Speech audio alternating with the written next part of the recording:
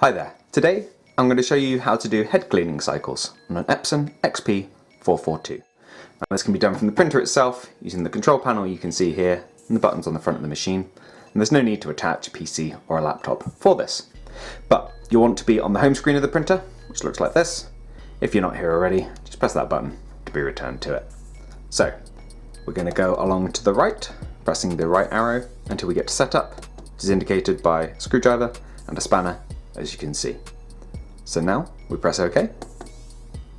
We want to go down one and press OK again to go into maintenance.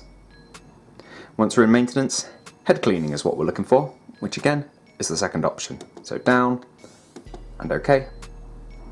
Then we press the start button, which is this diamond with a line in it over here to start.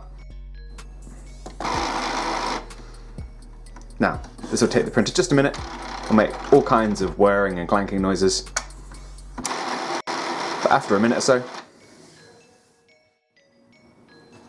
you'll be taken to this page with an option to either finish cleaning or print a nozzle check. I'd recommend doing the nozzle check and just checking the results of our clean, and hopefully you'll see an improvement in your print quality.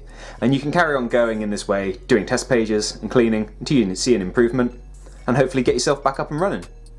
But that's all there is to see here. If you found this video useful, please do let us know with a like.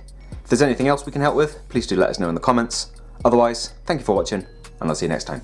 Take care. Bye bye.